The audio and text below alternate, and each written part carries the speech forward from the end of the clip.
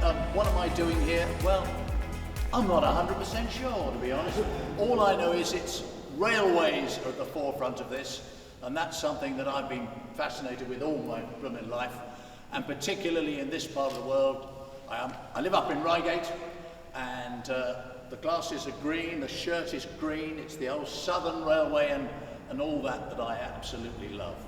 But we keep up to date, and it's now celebration time for 200 years of the railway in general, the Stockton and Darlington and so on. And we're gathered here in Lewes, and I had a quick look round. I thought, what are all these facts about? Do come, if you haven't done so, do come and have a look. They represent some of the best and most interesting people that have been involved in the railway, and the sort of most interesting things that people do today as well. I was just quickly delighted to see the name of Ian Allen. Ian Allen, any railway enthusiast knew that name when I was growing up. And I did actually meet him just before the end of his life. He was in a wheelchair, and I was able, he was at a little railway some distance away, and I was able to kneel, which is what I did really, because I had to speak to him, shook his hand and thanked him on behalf of sort of all railway enthusiasts everywhere. But the railway is not just, of course, about enthusiasm, it's about business as well, it's about attracting and keeping customers, getting through very difficult times, etc. And this is all about the rail partnership, which helps that so very, very much. And what I'm going to do, because we've both got to keep our voices up here, I won't go on too long at all, I want to introduce this man. He's probably got the longest job title of anybody I've ever introduced. So listen to this. Do you get paid according to the number of words in it, or you're just a volunteer? I'm a volunteer. Very pleased to be a volunteer. Doesn't even get paid to be the chair of the Stakeholder Advisory Board of the South East Communities Rail Partnership. Ladies and gentlemen, huge round of applause, Bob Lanza.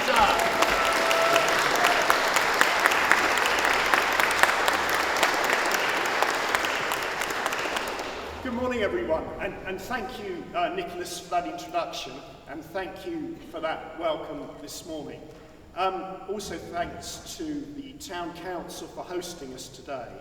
Now, we're approaching the 27th of September, which would be the 200th anniversary of the first steam-pulled fare-paying railway, passenger railway. And I think it's a real testament and celebration of British ingenuity, British inventiveness, apart from anything else that we might feel locally. A very, very important day. And of course, it's not just the railway in Britain, but it's railways right across the world where we've had an influence in their construction and building rail networks. Now, the South East Community Rails Partnership is about bringing people, communities closer to their railway, and that's so important these days in the era of environmental sustainability, sustainable travel and the like. And I'd like to thank all partners of the South East Communities Rail Partnership who are here today. You're here in some numbers, and it's great to see, I think, between 30 to 40 stalls in the hall today. Now, we have with us all 5 train operating companies who we work with, as well as Network Rail, and indeed many other partners. I'd like now to introduce a couple of gentlemen who are going to speak, not least about the blue plaque display that we see around us. And the first of these is Louis Rambaud, who is the Chief Customer Officer of Govia Thameslink Railway, and then also Joe Graham, who is the Business Assurance Director of the Great Western Railway. So thank you once again, and enjoy this really special day. Thank you. Good morning, everyone. Very happy to be with you today. It's a great opportunity, I think, all together, to celebrate one more time, the 200 years of our railway, and especially thanks to the South East Community Rail Partnership to welcome us today and to organize this fantastic event. I am Louis Rambaud, for those who don't know me. I'm the Chief Customer Officer of GTR, which means basically I'm taking care of our customers. We have 1 million a day, so it's quite a big job, I can tell you. But I have a great team to help me to do that. And today I think we are not only here to celebrate, the past of what we're doing, but also to look forward, to the next 200 years of our railway. And I think it's all about, what we have done in our celebrations this year. The railway will be a success if it's done in partnership. If it's not done in partnership with our communities, we will fail, and we will not be here for the purpose we have. We have partnered, I think, with the Southeast Community Rail Partnerships over the past 21 years. So it's still a bit younger than me, but still, I think it's a massive testimony to what we can do all together. And a lot has been achieved together. In the past year, we've done a lot of work, around the stations. We have improved a lot the gardening works at Arundel with the Friends of our station. Worked a lot at Proborough. So many areas, I think, when we have done stuff together, and clearly it makes an impact for our customers and for the communities around.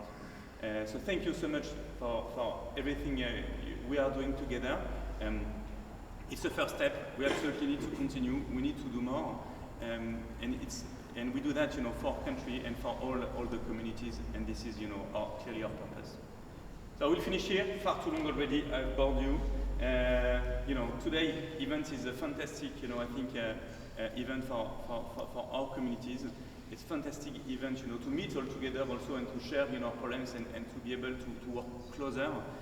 So I'm very much, looking forward to meeting you all around for the exhibition. And I wish you a lovely day, and hopefully the weather will stay as beautiful as it is. Thank you very much.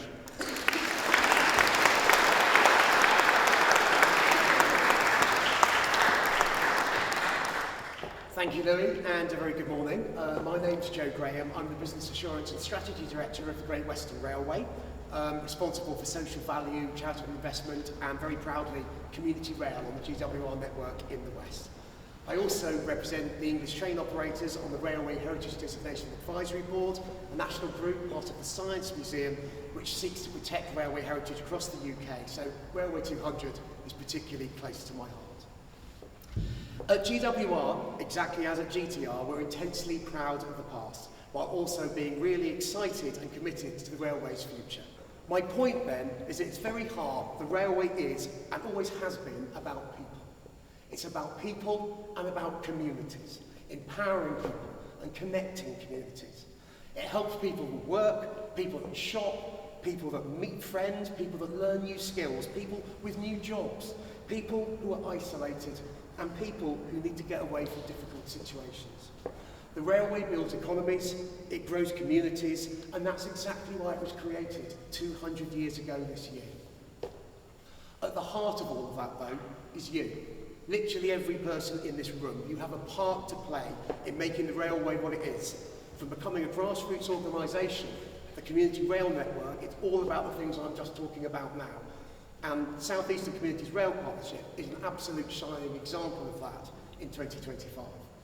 The projects, the education programmes, the community hubs, the activities, much of which you'll see outside on the stalls today, mean that from Penzance to Portslade, Arundel to Avonmouth, what you do every day makes a difference to people out on the railway. And as we move towards Great British Railways, the Railway's commitment to you is that of continued support for the really important work that you do, and which we are so proud to be a part of. So on behalf of GWR and the railway industry, and all of the people, many of you, like me, you'll probably never meet, thank you for everything that you do. I have no doubt you will continue to do, and please, never stop. Thank you.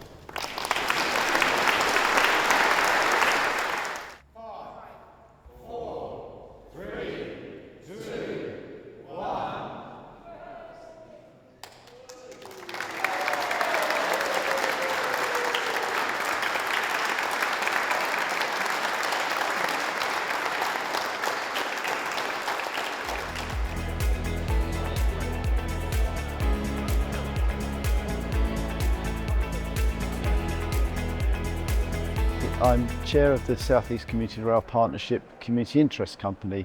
We're a voluntary board that manages 10 community rail lines across the southeast of England, and also we're running 2 education projects for Great Western Railways and GTR.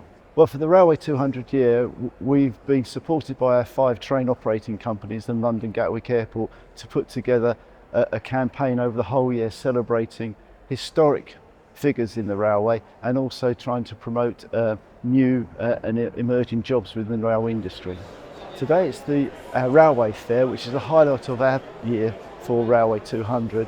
An enormous amount of planning has gone on behind the scenes, and we're very pleased that today we've got so many of our partners and supporters here to see the unveiling of our plaques and to celebrate Railway 200 with our communities. Well, in the future, the South East Community Rail Partnership is looking to sustain itself as we go forward through rail changes. Great British Railways is on the horizon, so we're not sure where we might end up as an organisation within the wider industry, but we're very hopeful with the success of working with our communities that we can sustain that going forward. I'm Fiona Morton, I'm Chief Executive Officer of South East Communities Rail Partnership. We've been going for over 21 years now, and we do nice things in the community that's connected to travel. Well, it's been a really big year for us, so we have organised a whole range of events. We started off at Winner Station with a birthday party, so we were one of the first to start off, and coincidentally we're going to be one of the last because one of their stations has its birthday in December. So it's really galvanised the community. So we've started off just by talking about what the railway means to communities, and it's invited a whole lot of other people who are very interested in what is essentially their local community asset. It's really important. It showcases their local community. It tells them it's a great place to come, and it's a great place to come by train and to leave the car behind. Well, these are just some of the many partners that we work with at South East Communities Rail Partnership. So there's a whole range of organisations represented. So a lot of our communities live in rural areas. They find it difficult to access some essential services. So we bring the essential services to them. So we have one new use the car park at Battle Station, and it's just about to go to other stations up and down the 1066 line. We have the lovely Eastbourne Model Railway Society, and they've made us a little model about community rail. So in miniature you can see all the activities that we do, and then we've got art, we've got writers, we've got poets, we've got drama people, and we've got wonderful Friends of Bishopstone with their award-winning project at Bishopstone Station. Rail is going to become increasingly important. With the mayoral changes, transport is going to be made more local. So that's a big thing for people to take on. So we're really interested in joining the dots, because it should be easier to take a bus to the train station with the one ticket and get on your train and do the same journey in reverse. We're really interested in safe walking routes and also cycling, of course, as well. But more importantly, it's about, well, we are so lucky that we live in this region. It's a beautiful area. So we want people to come and enjoy the beautiful countryside, but without leaving a big carbon footprint.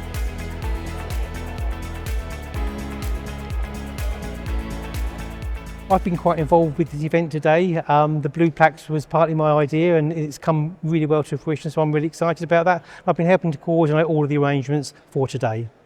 We've got a great marketplace. We've got all of our stakeholders, various groups, lots of people interested in the railway, lots of supporting organisations, and it looks like everyone's having a really good time already, which is great. We'd love to see these Blue Plaques get greater coverage. It's been a great achievement to get the Blue Plaques together. They tell so much history, but also they're so important for young people and others looking for a career on the railways. I'm really excited about the opportunity of getting more people to work on the railway. It's not just being a train driver or a signaller or a booking clerk. There's so many different jobs that people can do, and hopefully the Blue Plaques will encourage more people to join the railway. So I think it's a great job. I've much to report to today, so I'll need my notes. My memory's not what it was. Now, being a man from humble beginnings, I feel I've done rather well for myself. Well, fairly humble beginnings. I've established myself in the upper echelons of society. I need to speak plainly. I'm the eldest son of a prosperous Cheshire farmer. By the time I was 16, I was apprenticed to a land surveyor. But times were changing, and the Industrial Revolution brought enormous change, and I was ambitious. Within 5 years, I'd set up my own business. Now, apologies, I haven't introduced myself. My name's Thomas Brassey, civil engineer and manufacturer of building materials. I was born in 1805. Now, I worked with some of the biggest industrialists of the day, including George Stephenson. I helped build railways all over England and Scotland, but I didn't stop there. I moved into France, and I got contracts in France. But my reputation could have been ruined before I had a chance to grow. I built the Valentine Viaduct, part of the Le Havre to Rouen line, and it collapsed. The line was to blame, and it was down to me. At my own expense, it cost me £50,000. Now, where are we? Right. My biggest contract was to build the Grand Trunk Railway of Canada. I got my brother-in-law involved. My business was growing. I was the go-to industrialist of the day. But I didn't only build railways. I built factories and drainage systems. No challenge, no job was too much. I moved into Europe, I moved into North America, South America, and Asia. Go to London today and you can see examples of my drainage system. Right, yes. I employed over 80,000 people in many countries, in 4 continents. In 1831, I married Maria Harrison. She was a wonderful woman. We were very happy together. She was an enormous help to the business. Right. And we had 3 sons, Thomas, Henry, and Albert. All 3 became members of Parliament. Now, the expansion of the railways meant enormous, that mobility across Britain was changing, indeed the world. Trains had first, second, and third class carriages. But train journeys became more than a journey. You could see gamblers and card sharks. And do you know what? Trains became very busy, and there were accusations. Well-fitted carriages had objects that could often go missing, including those leather straps that you could pull down. Gentlemen used them to sharpen their cutthroat blades. Now, I was told a story about the South Eastern Railway. Now, the company found, that's the Charing Cross to Cannon Street line. The company found itself sending tickets to suspicious couples of recent acquaintance, eager to make use of the 7 minutes of first-class seclusion offered by the carriage. Oh, I think I should move on. In my final days on my deathbed, many members of my workforce came to see me. To pay their respects, I died in a Victoria Hotel, St Leonard's, and I'm buried in St Lawrence's Church, Catsfield. On my death in 1870, my estate was worth over £5 million. Now, I wish to be remembered as an honourable man who kept to his word. Those who followed me believed I was a success because what happened was I inspired people around me. My greatest achievement? I raised the status of the civil engineer contractor. I'm considered a giant of the 19th century. More than that, I enjoyed my life. Oh, that includes my report for today. Thank you. Keep Lancing Railway was founded in 2014, so we've got maturity here.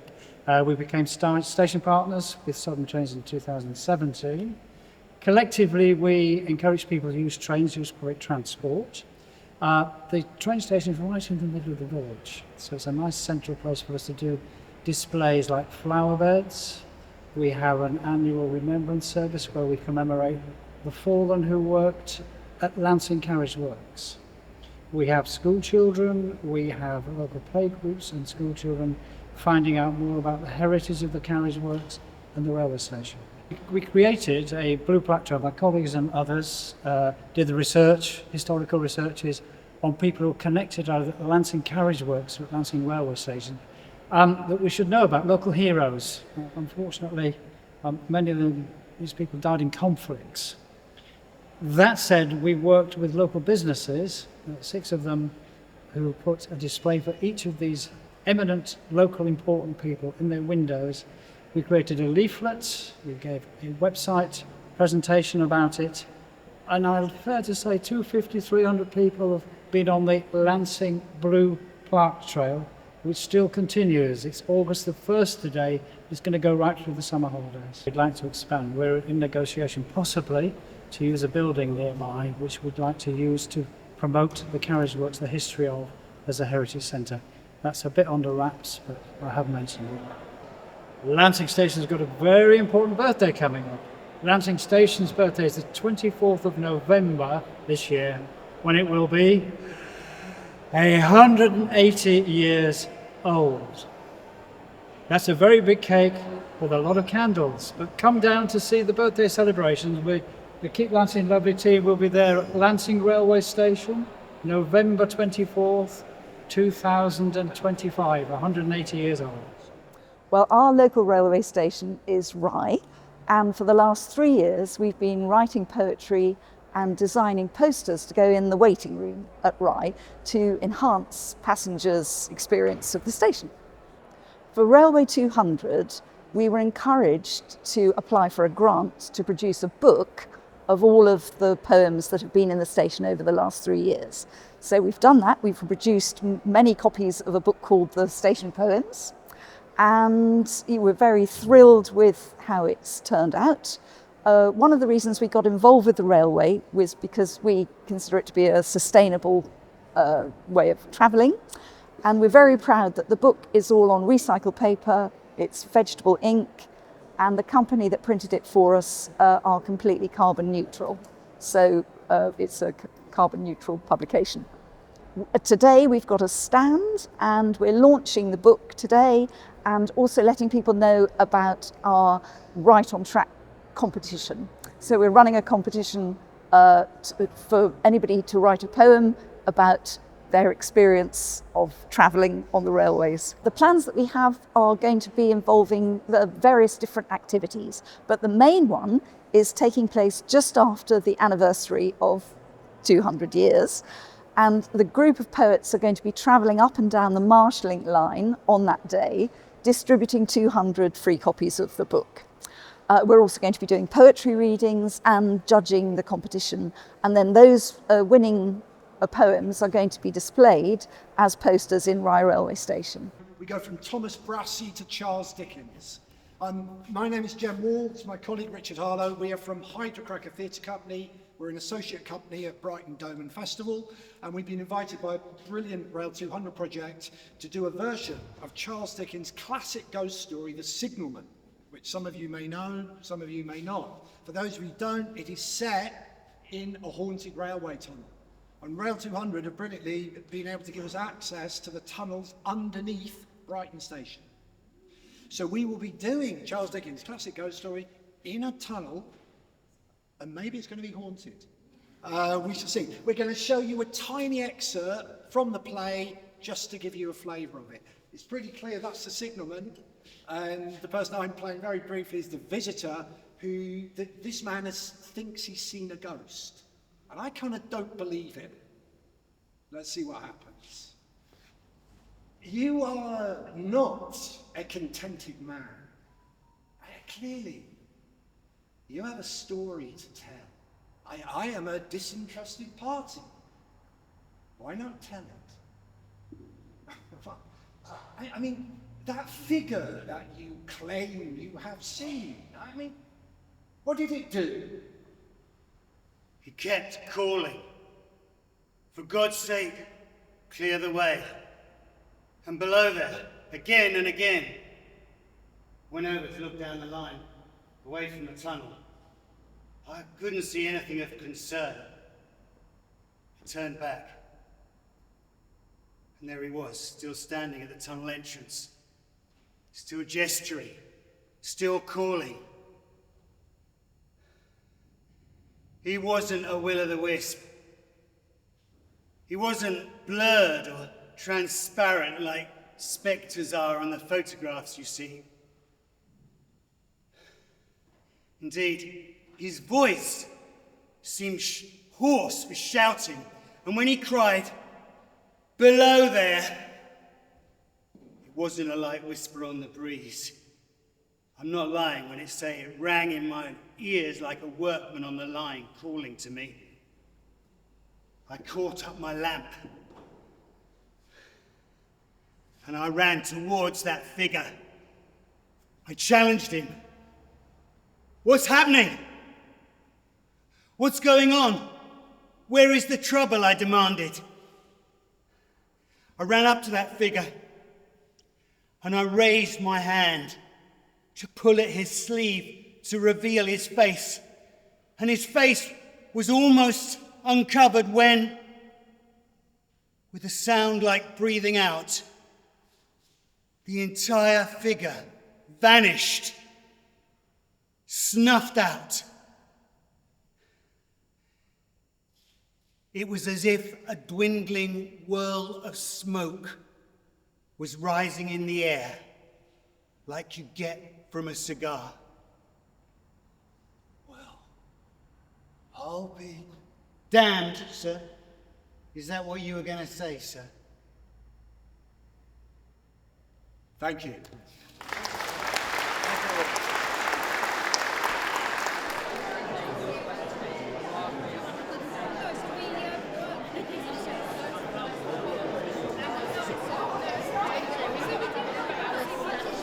I work for South Eastern, train operating company, predominantly in Kent and East Sussex and part of southern London. Well, it's all about communities for South East. We serve very rural areas, so City of London, it's very diverse. Community is key to what we do, and kind of moving people about. Well, we were one of the first operators to get the Inspiration Railway 200 train down at Margate, so we built a big thing around that with other attractions. Community Rail Partnerships were down there doing their thing, and other organisations. We've got a Networker train which has been painted in Network South East colours, and it's been named Chris Green, who was the Managing Director of Network South East, one of the first kind of franchisee type things in the railway, and he was there to unveil that plaque. We are hoping to create a new community rail partnership in what we call our metro area, sort of the London area, around Blackheath, Greenwich, that sort of area. That's subject to funding being available, but that's something we're actively working on now.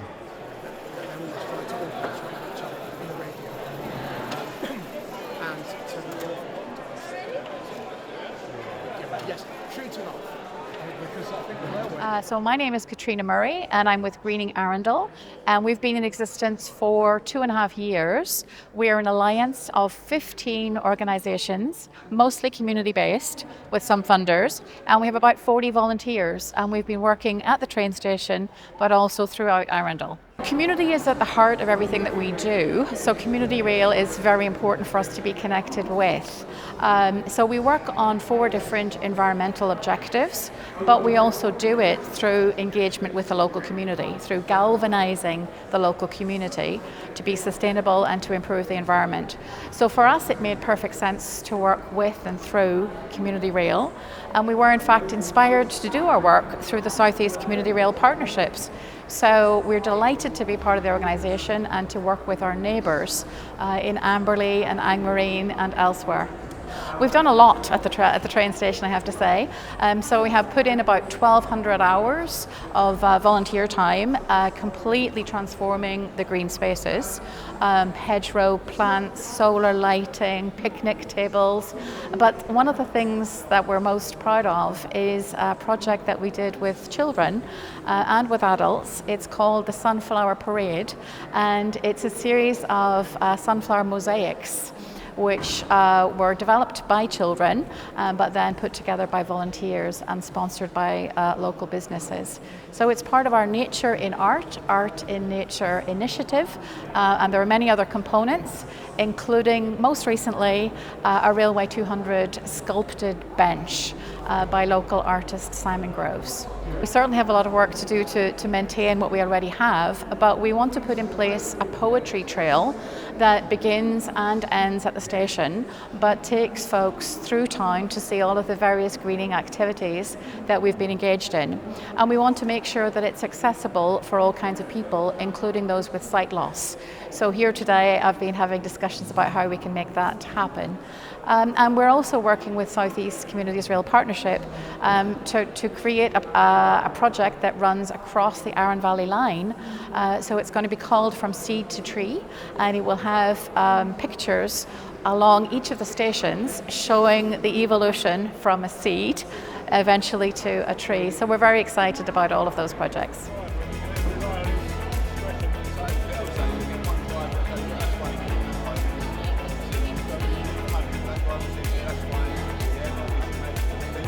So we have a lot of line-side neighbours, and we know that we can annoy, we can frustrate quite a few people along the way. So we're getting better at holding our hands up and saying we're sorry when we do things wrong, but we're also getting better at listening to the people, listening to communities, and groups like the Community Rail Partnership and South East Community Rail Partnership really help us focus that local issue, that local concerns, and make sure that we're aware of what really matters to the communities that we serve.